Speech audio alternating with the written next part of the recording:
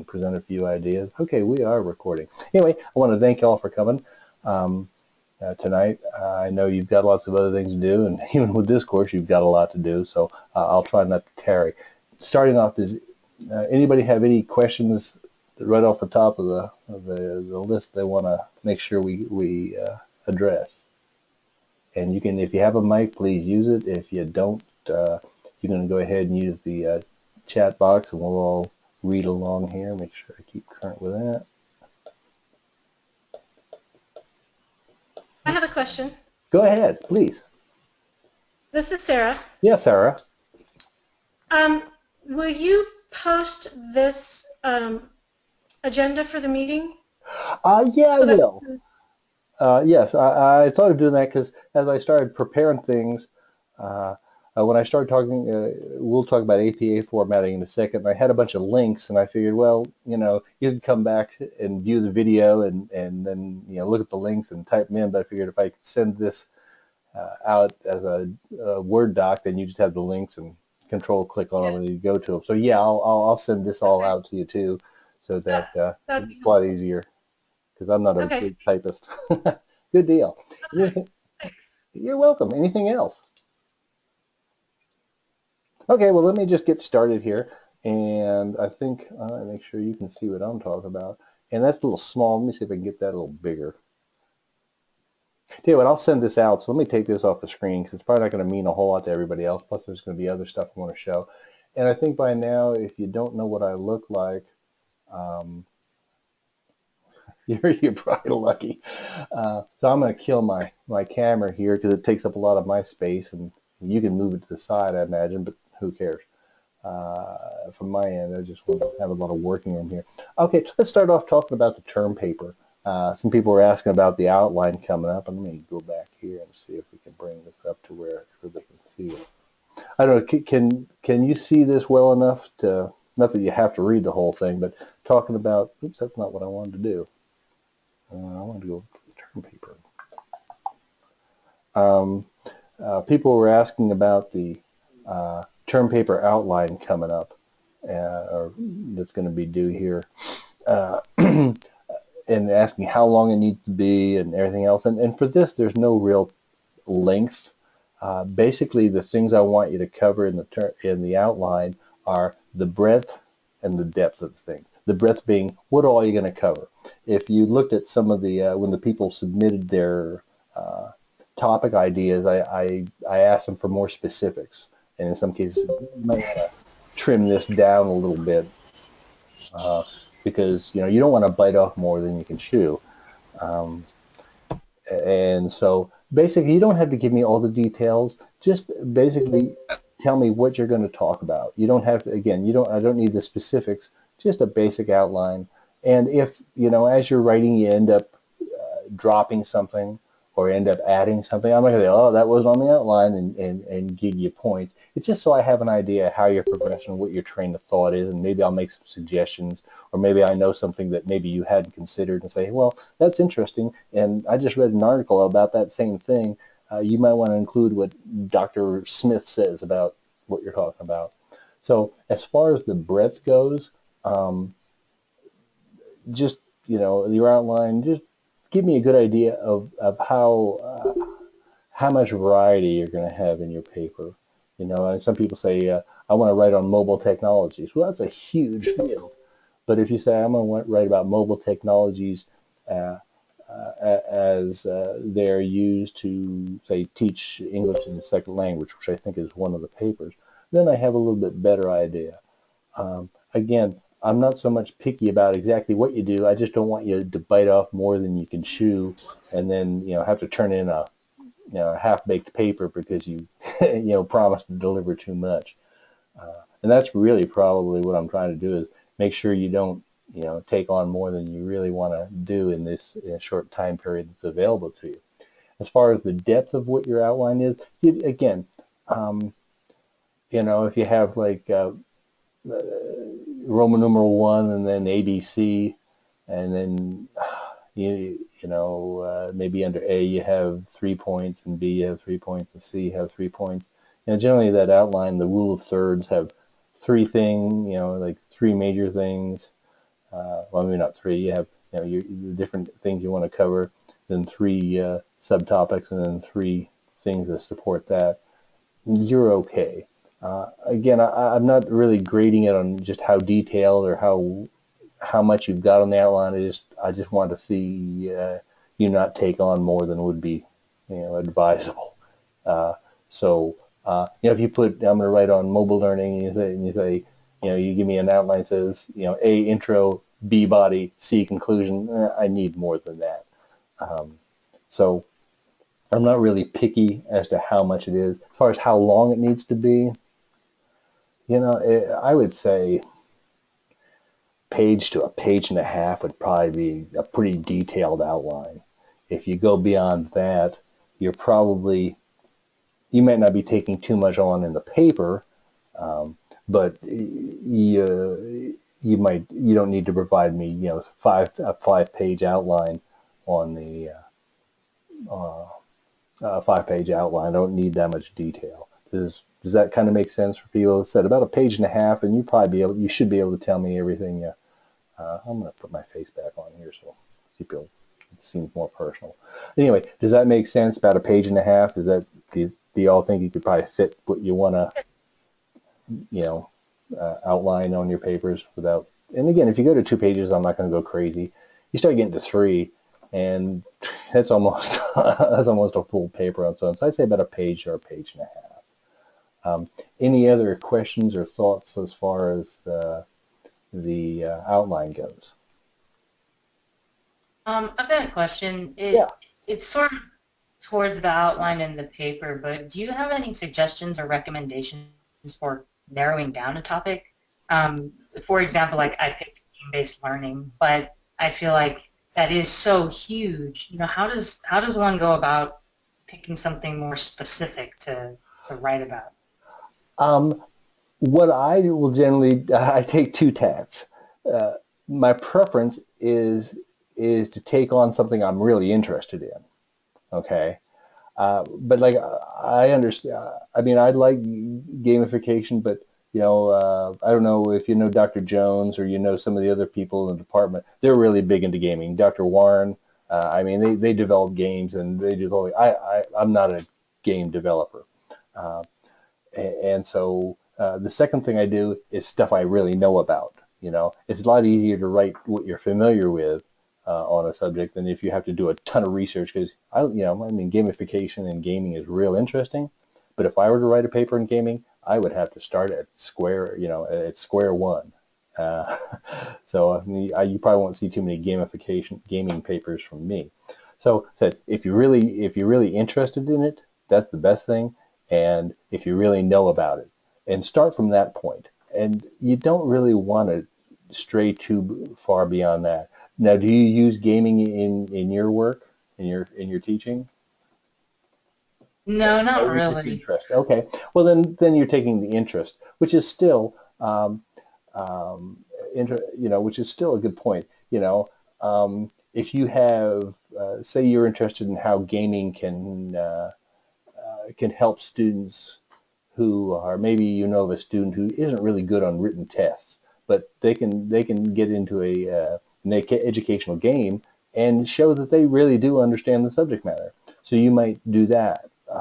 Say gaming for say nonverbal learners. Say that's not a real good example. So I would say to narrow down stuff, look at what you're interested in, look at what you understand, and don't go too far beyond what you understand or what you can understand when you start, looking up stuff. If you're, start square one too, square one also, like I would be. Does that make sense? Yeah. Yeah, that definitely makes sense. And Thank you. yeah, you're welcome. And again, if you think you're getting too broad, you are. uh, and the thing is, it's really easy to write too broadly. It's real difficult to write too narrowly. Uh, Now, when I say that with a word of caution. When I say you write too narrowly or write too narrow, whatever, have a narrow focus, that doesn't mean don't provide detail. You know, Sometimes people will say stuff, and some of the papers say expand on this, talk more about this, give specific details. So when you're talking about writing, as far as your scope of your writing, um, keep it fairly tight. But then just be sure you don't say, well, I don't want to include these specific examples because you don't need a whole bunch of specific examples, but one or two examples if you're talking about a major point. And um, I would, again, if you think you're going too broad, you are. I know when I was an undergrad and as a doc student, back when I was going for my master's, we didn't do portfolios, we did thesis, or I was in a real progressive school. They let us choose between either a thesis or a project. And I thought, well, I'd rather do a project. I don't want to write a whole bunch of stuff.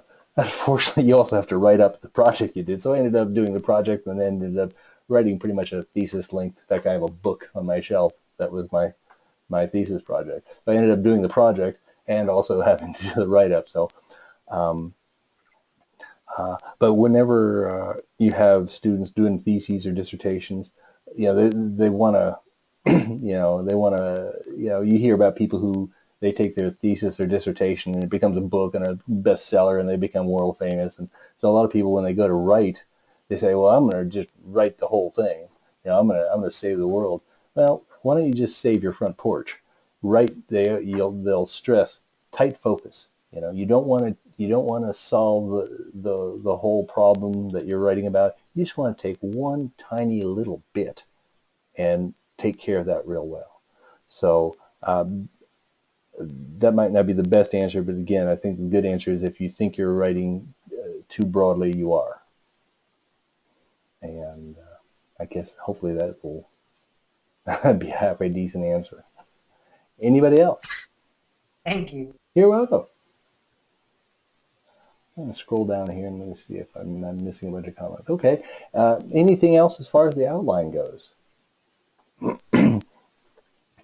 Okay. In another let's see. Oh, actually, that's next week.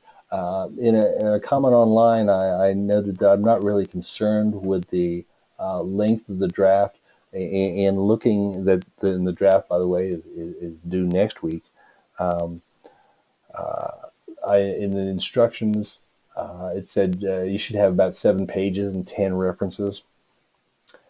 I'm not going to grade you if you have 6 pages and you know 8 references. I'm not going to gig you for that, but it is a good benchmark, a good thing to shoot for. Not so much to make me happy, but so that from week 4 to week 7, you've got a ton of writing to do.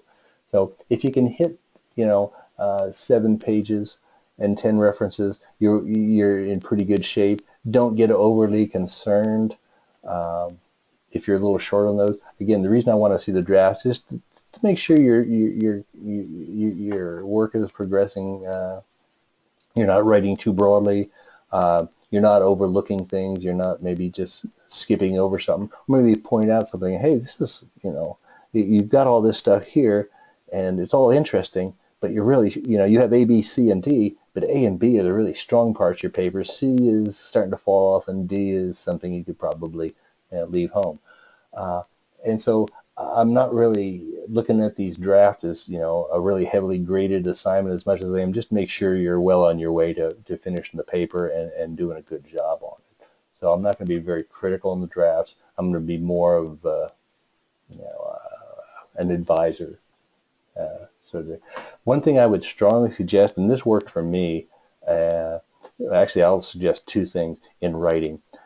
Whenever you have an assignment, and especially on these AOP courses where you're, under the gun and traveling at a rather quick speed, start as early as you can because it's real important to do multiple drafts.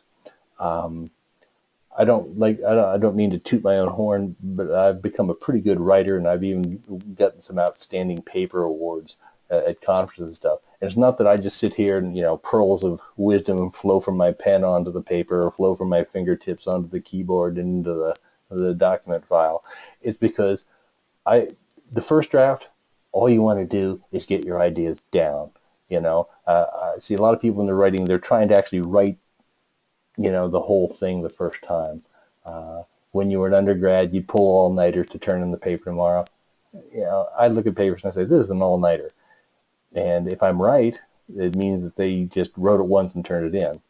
And if I'm wrong, it means they wrote it several times and turned it in, and it still looks like they only wrote it once. The nice thing about, first of all, getting that first draft in is get your thoughts down. How many times you said, you hear about people who wake up in the middle of the night and have a pencil and paper on the side of their bed so they can write down whatever great thought they had that woke them up. And if they don't do that and they wake up in the morning and, now what was I thinking about? And I'm sure you've all had ideas about that, something, you didn't write down or didn't record or didn't make a note of. And then, half an hour later, what was that phone number? What was that name? And you're doing your first draft, just write. Don't worry about punctuation. Don't worry about grammar. Don't worry about spelling. Don't worry about the best. Don't worry about anything. Just get it on paper or get it in, on your keyboard. Then what you can do is look at it and just be your own copywriter or copy editor and go through, and I polish and polish and polish. The reason I do that is because of Mrs. Stumpf. Mrs. Stumpf was my 8th grade English teacher. She was probably a little higher than my desk. Now, she was about 5 foot tall. She was a Pennsylvania Dutch woman. And we'd turn in assignments. And, just like all 8th graders, I was pretty much a slacker. Got that turned in. She'd turn it back, and maybe she would have corrected the spelling and say, correct your spelling, turn it back in. So I'd go through and correct all my spelling, turn it back in. She'd hand it back. She'd corrected the punctuation. Correct the punctuation, turn it back in. Generally, Mrs. Stumpf, if you were good, she'd grade your paper after the 3rd draft. But I learned that anywhere from 3 to 7 drafts is it's good. Yeah, I'm not going to say average, it's good. And you'll be surprised how good your paper develops between that first draft and that 3rd draft. And what I call it polishing. And if you can give yourself time to do the multiple drafts and polish, you'll come out with great papers. What helps you do that is having what I call a proofreading partner. Whether it's someone in this course or someone, it might help if it's someone in the course you're taking, but I sometimes give it to people who have nothing to do with what I'm studying, just get their ideas. But what they'll do, how many times have you written a paper and then, after you've turned it in, you look at it and say, oh, I can't believe I missed that misspelling, or I spelled my name wrong, or punctuation's bad. You get so used to working on something and so focused on parts of your writing that you sometimes miss the stuff that's screaming at you just because you married your paper. Whereas, you give it to me, and I go, oh, what is this? Or you give it to your roommate or your husband or wife or whoever, and they'll say, oh, dear, did you really mean to say this? Oh, no. And you go fix it. Give it to somebody else to read because they'll have a totally fresh pair of eyes. Then you get it back and you rewrite to do the next draft. And between these two things, multiple drafts and having a proofreading partner, you'd be surprised how much better your papers are. The downside of this, it does take longer. The upside is you get a better grade. So don't try to be perfect in the first draft. Do multiple drafts. Let someone else look at it and get feedback from them before you get feedback from me. And that'll make for a lot better papers. Anyway, the draft you can be turning in for my review. And again, I'm just looking to make sure you're right on track. I will look at it for punctuation, grammar, all that good stuff. You might as well correct it there. But you give yourself time to do the multiple drafts, and you'll be very happy that you did. Any other? Let's see. Oops, what am I doing here? Are you showing the agenda for? Oh, I'm sorry. Did you want to see? I didn't know if this would be big enough for you to see. I'll pull it back because on I just messed that up. I have a screen that shows me what you should be seeing, but it's real small, and so I don't know whether this is here. If you want to, can y'all see that? Is it big enough? And my screen's real dinky, and I guess. Yeah. Okay, I guess I could blow it up a little too, couldn't I? Okay, let's try that. Oh, we're at 110. Let's go. Yeah.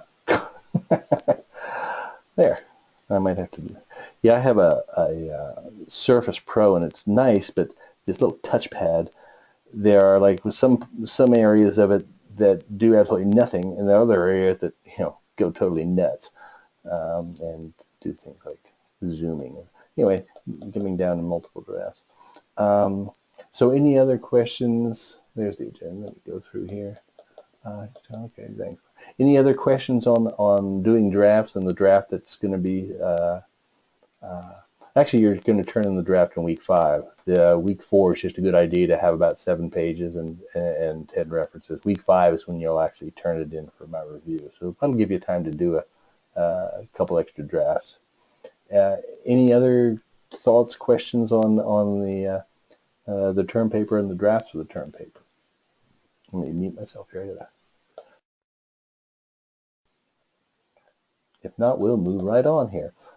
Short papers. If you're looking forward, well, if you're not looking forward, this is week 3. Week 3 talks about a lot of your own personal theories and ideas on learning and stuff. And I was wondering, the reason I asked people to try to keep their to keep your papers down to 2 pages, because there's 30 some odd of you and there's 1 of me. Last week I finished grading the papers, I think on Friday. And that's 30 some odd 2-page papers. If you turn in a 10-page paper, you'll be graduating. I'll be running across the stage. Here's your paper.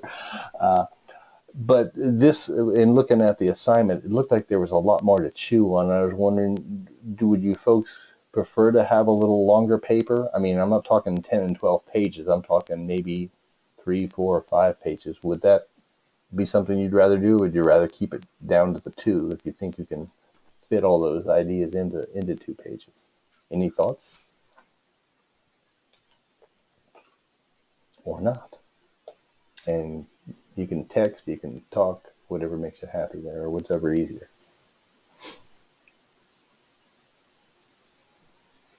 If not, then I think 2 to 3 pages is good. I'm sorry? Oh, okay, 2 pages? Yeah, if you can do it. I said I looked at it, and I would look back at, I wrote a similar paper in one of my doc courses, but it had to do with online learning, and it was 18 pages. Because I was looking for an example, I said, I think I've written something like that. I hadn't read it in a couple of years. And when I looked at it, it said 18 pages. I said, I'm not going to show this to anybody, because if everybody turns in 18 pages, it's going to be like reading War and Peace as far as length. Yeah, I don't require more. I would say, let me make a note to myself, 2 pages.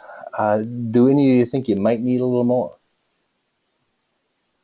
Yeah, I think it would be good if we could ease into 2 to 3 pages, maybe. Yeah, and generally, the thing about 2 pages, if you lap over a little bit, generally, if it goes to like 2 1/3 pages, I'm okay. When it starts getting to the end of the 3rd page, a lot of times people take the approach, the more I say, the better the paper will be. And a lot of times they either repeat or put in a lot of stuff that isn't really essential. And so a lot of times, I say, well, writing in a concise manner is best. But so when I looked at the assignment 3, I said, is 2 pages going to be enough? So yeah, let me say 2 to 3 pages, and which means if you slop over to 3 1/3, you're still okay. Let me make a note for myself, because I will forget it, and then I'll get a little bunch of emails that say, hey, you said we could do 3 pages, and then you gig me, and then I have to go back. Anyway, okay, so let's say 2 or 3 pages. You're not required more. Please don't. I wouldn't go over 3 again. If you do a few lines over, that's cool, but I wouldn't want to see much more than that. And then they also call for 2 sources in addition to the readings. I noticed a lot of people are relying on the readings as their sole sources for information, and that's good. I mean, that's okay, but part of this course is also learning how to find articles and do research, research the libraries and research databases stuff. And if all you do is take the articles from our lesson modules, you're not really getting that experience. And it might not sound that important, but it is. Some of you may want to do research and more writing and stuff. Some of you may want to go on and get your PhD, in which case researching articles and finding articles and knowing where to look and how to do it will become essential. And this course is primarily geared toward helping you, develop those skills. So, and also the more perspectives you have, the more balanced your paper will be. So for the so do make an effort to go beyond what within this week's module, just so you'll be a little bit more familiar with the process of finding really good articles and stuff. Anything else on the short paper that we want to discuss? If not, I'll move right along here. Let's talk about APA formatting. Um, I at one time in my teaching career got myself in real deep doo-doo because I was teaching a master's level course, and it was supposed to be like a capstone course, which is one of the last courses that master students be taking. And the APA formatting was atrocious. I mean, it was like, APA, what's that? Just for those of you who aren't, let me make sure I can do this here. Who aren't familiar with APA, that's the American Psychological Association, and they write this publication manual. Oops, see if you can get that. Oops, I don't want to get any glare. Let's see how close. Anyway, my fingers out of the way. Anyway, everything's better.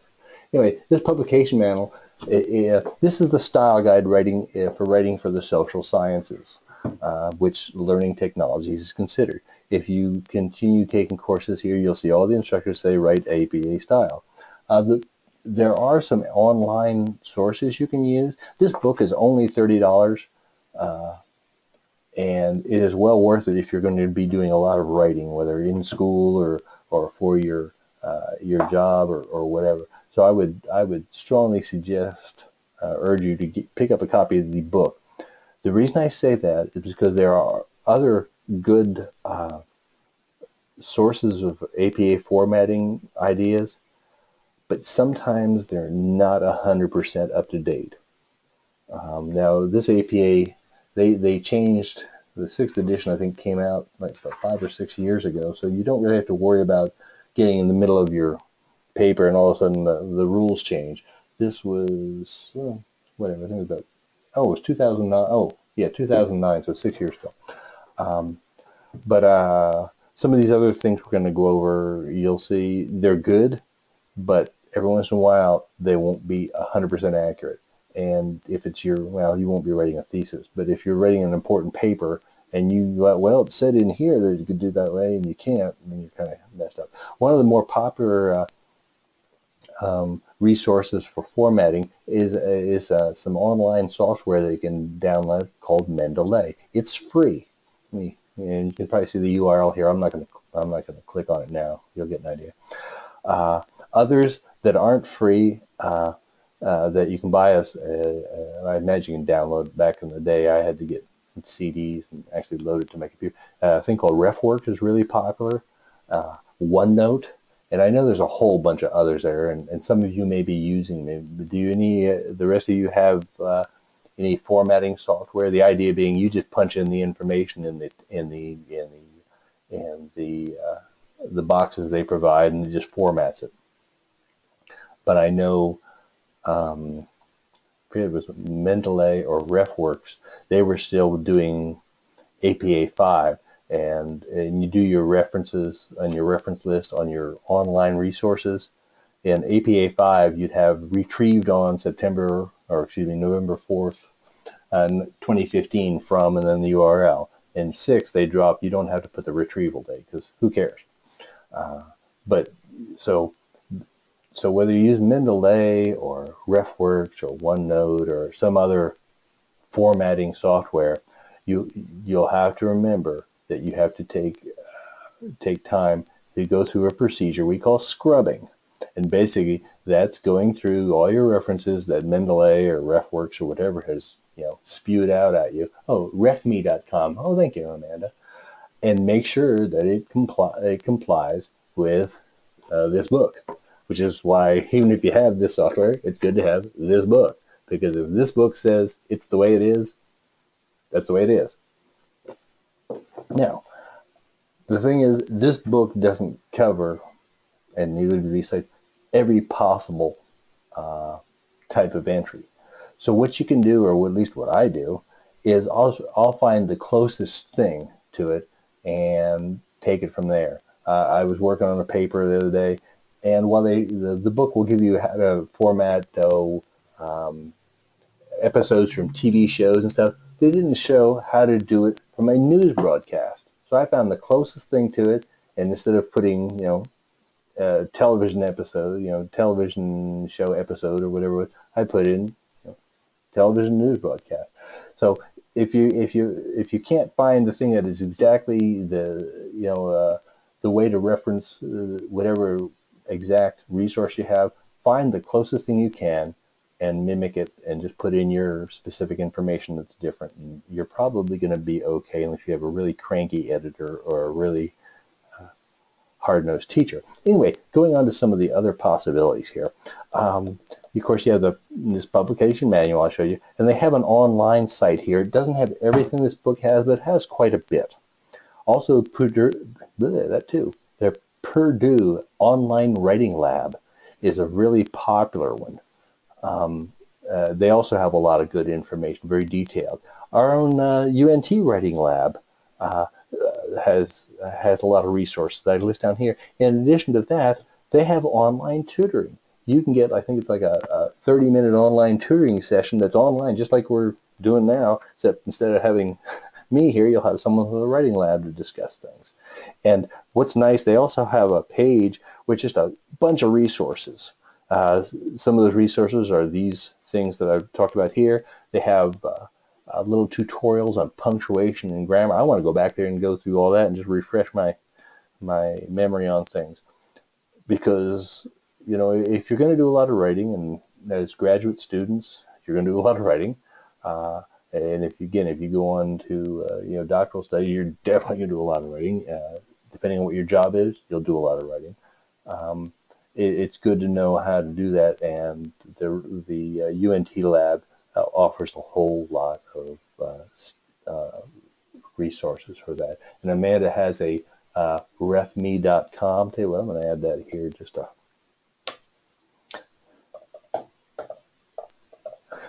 to have. And so there's plenty of resources to help you with both your APA formatting, the quality of your writing and stuff. And something I found that I just found this out like in the last, I guess, since summer. One of the problems I was facing early on when I was an adjunct is, our department has a lot of international students. We have several in this course here. And I mean, I can't imagine trying to do graduate work. You need to have a college work in another language. I mean, I have enough problems teaching it in English, much less studying it in whatever. And I felt kind of bad because I'm a real stickler. You'll see. I mean, I agree. Some of your instructors, they don't care. But to me, I think it's important, to write properly, to have grammar, spelling, all that correct. And I was sort of in the horns of a dilemma because, for international students, I really don't want to grade them as harshly as I would someone who's been, writing in English for the last 20 some odd years. But at the same time, I was questioning, what happens when they go for their dissertation? Dissertation's got to be, well, not the King's English, I guess it's the American English, but, any type of, anything less than perfect, whether it's because you're just a bad writer, don't care about writing, or you're coming from another country, would get graded down. But the UNT has well, they don't have the service, but they have a list of editors they keep to help international students with their writing when they're doing important papers, theses, dissertations, or whatever. So if you don't think your writing skills are as good as you'd like them, either the UNT Writing Lab themselves can help you, or they can turn you on to people who will help international students get their writing skills up for these important papers. Any other questions, comments before we move on to the next? Actually, the next thing is really my final thing here. Okay, let me pull this over here. In a lot of cases, we are talking. I'm not going to talk so much about quantitative and qualitative and mixed methods here, but there is some. Oops, let's do this here, and I'm hoping you can all. Oh, what is that? Okay, I'm going to switch my screen viewing over here to 2, because that's or to 1, I should say.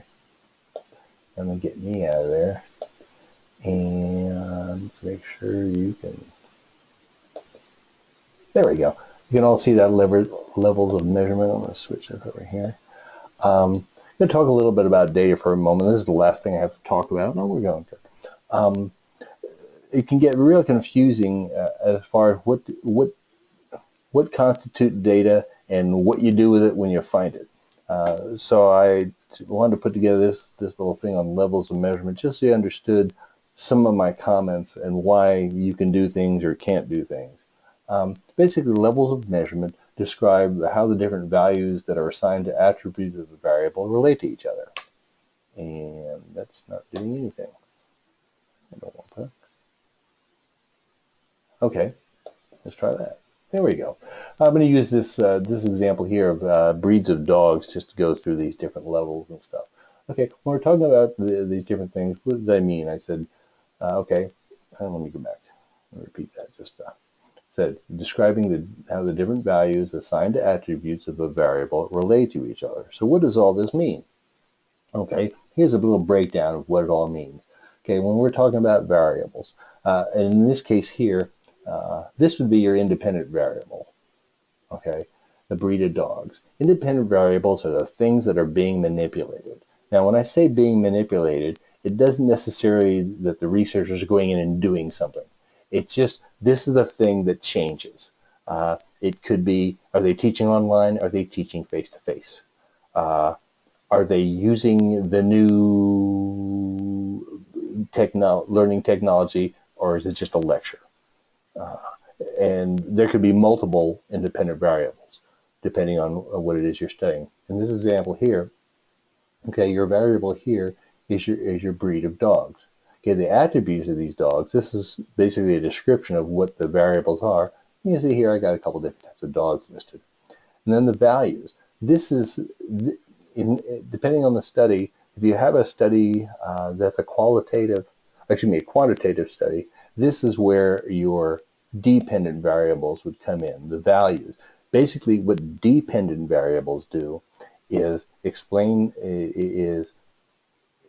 express what happens when you manipulate the independent variables.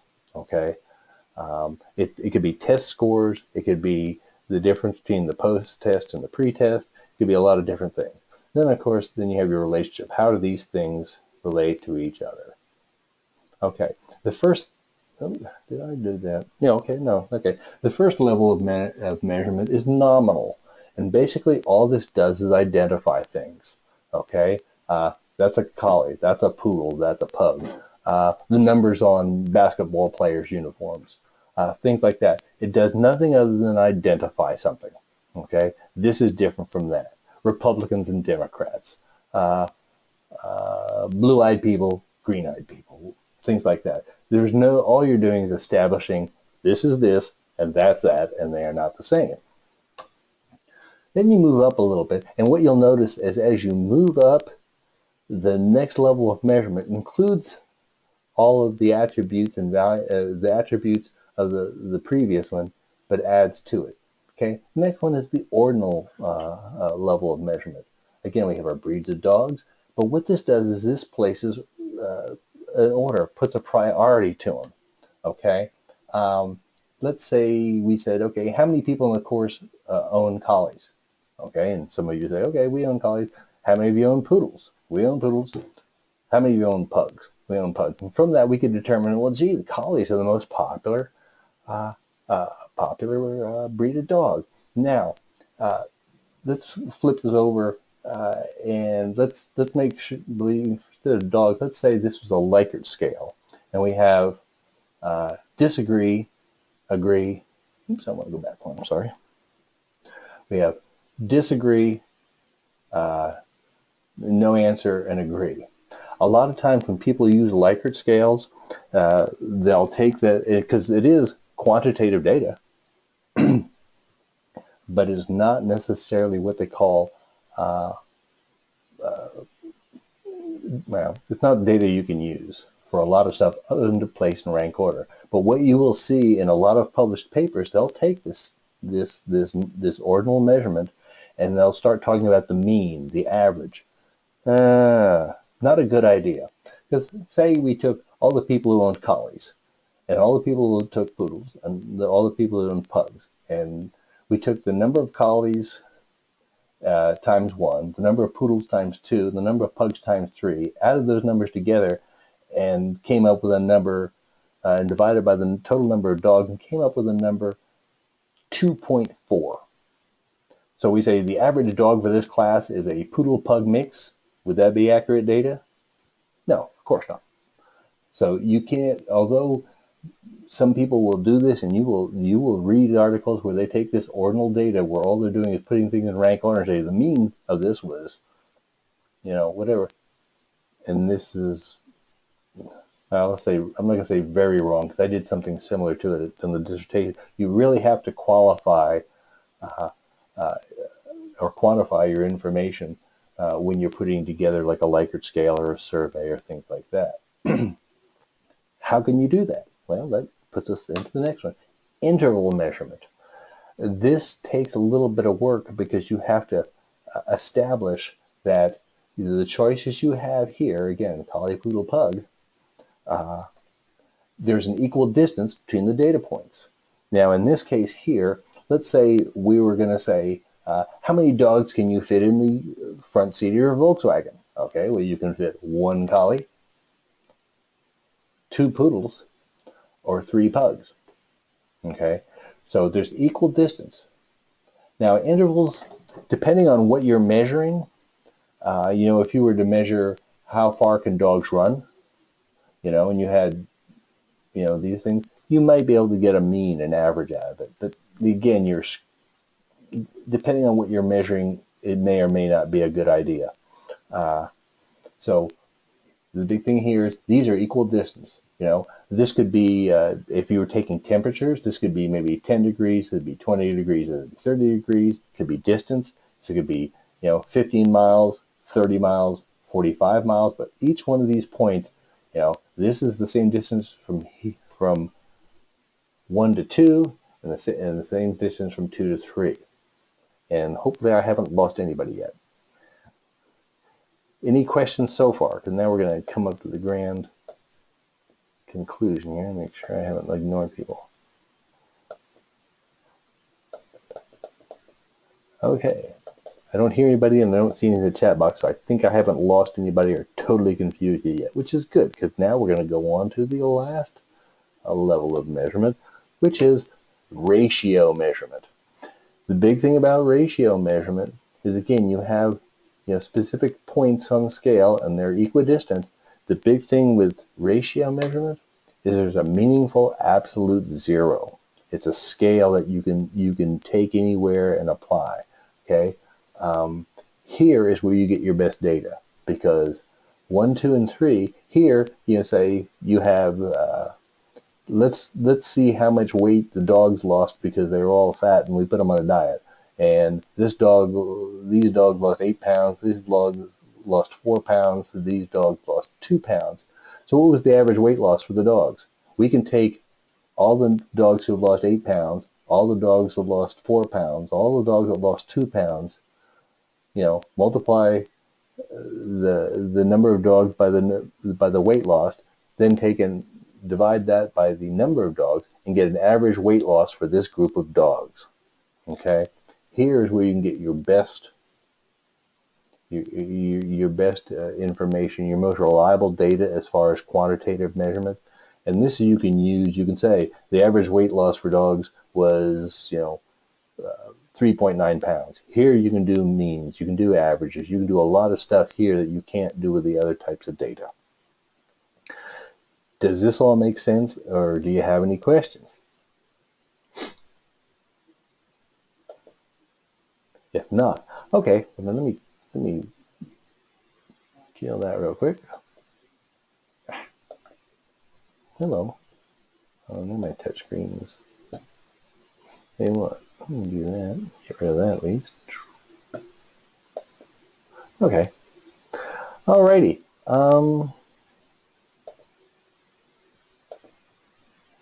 Oops. Well, that's pretty much all I had to talk about. And I just want to go through some things again, clear the air on the assignments, answer any questions people might have on things, explain anything that we hadn't or I hadn't thoroughly explained up to now, and that's pretty much all I've got. So let me switch back over here. Oh, come on. Do you care what different types of references we have in our papers? I think for the second assignment, they were still calling for 5 video and 5 print, and after that, I don't think it matters. I'll make a note for myself. I would say starting with assignment 3, you know what? I'll make a note here. Just have the number of references, and I don't care if 5 are video and 5 are print, 3 are video and 7 are print. A word, a note to all of you. Most people, if you're writing for journals, if you're writing for say writing for journals or other things, people for whatever reason, editors prefer print articles. Now you say, well, gee, I mean, sometimes you get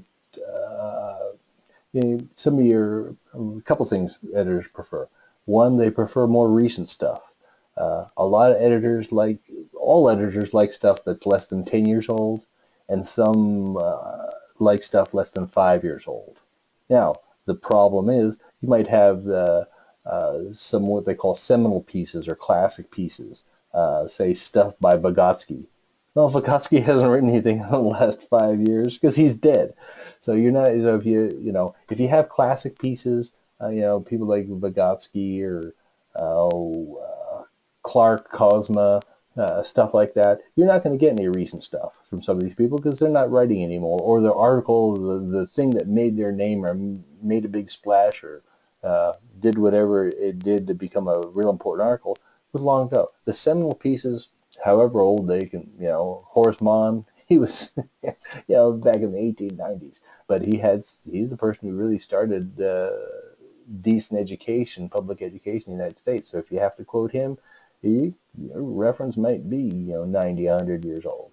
But for the most part, the more recent stuff, your journal articles, unless it's a real important work in the field, try to keep within 5 years, definitely keep within 10. And as I said, people prefer, the editors seem to prefer print articles over online. Now, a lot of times the online article is just the print article posted online. So what you can do if you're trying to impress people and this person doesn't like online articles, if you have all the publication information, the author, the year, the name of the article, the name of the journal, the volume, the edition number, the issue number, the pages, and then the next thing you're going to write is retrieved from www. blah, blah, blah, blah, blah. Just delete the retrieve from. Now, that seems counterintuitive because the idea of a reference list is to make it easy for people like me who are reading your article to find the article. Say, that's real interesting. I want to read it. So if you're writing for classes, for courses, yeah, keep the URL. But if you have a real picky instructor, and I haven't gotten there yet, but give me a couple of years, or if you're writing for a journal or a book chapter or a real important paper, just use the publication information. I used to think that would not be a real ethical thing to do until a librarian said, that's what you do. And I said, well, if it's good enough for librarians, it's good enough for me. So anyway, I hope that makes sense. I'm going to hit the chat box here. Do you care what different type of, okay, I've already answered that. Again, so I'm going to say 10 articles, and it doesn't, I don't care whether it's print or video. I would get a couple good video articles, at least for this next paper, just again to get the practice. But if you're looking for stuff, looking is looking, and what you're looking for really won't be that much different or more difficult to find. One last thing, and again, I just thought about it and then totally forgot about it. Anyway, so maybe I'll remember it and put it in the notes. Anyway, does anybody else have any types of questions or comments as far as anything we've got going on, anything we've discussed, anything we've got coming up? Because if not, I've pretty much said all I have to say.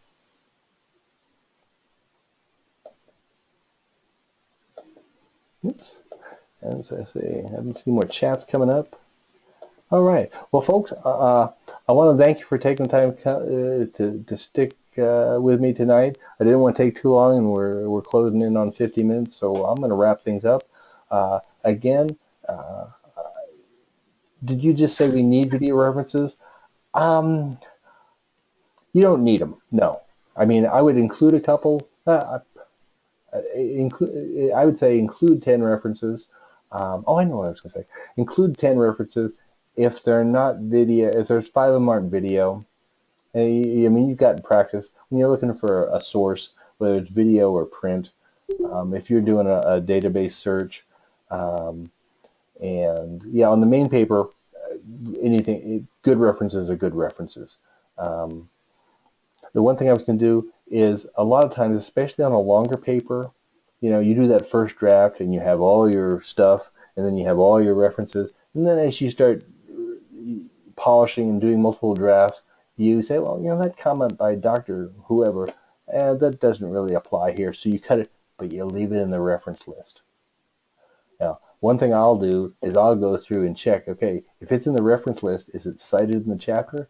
And if it's in the chapter, is it in the reference list? Make sure whatever you do in your chapters, whatever you do in your reference list, make sure you compare what you've written to what you've written in your reference list to what you've cited in the text, and then flip around and what you've cited in the text put in your reference list. And what let me kill that, see if I can. Oh, yes. Get rid of that. And what I'll do is I'll go to the reference list and I'll do Control F or find, and I'll just go through the authors, and it'll tell you how many times Art Anderson appears in your paper. And if he only appears once and it's in your reference list, well, you need to take him off your reference list. And likewise, I'll go through the text. Well, on these papers, I haven't been going through the text, but on my own papers, I'll go through my text, and I'll say, okay, in page 1, I talk about Dr. Smith, the article from 1987, and I'll hit Smith and make sure that he's also there in the reference list, and that should help you, make sure you're aligned, make sure your reference list and your text is aligned. Is that down here? Oh, sure. Anyway, is there anything else we need to cover? Let me check the chats here. Yes. Okay.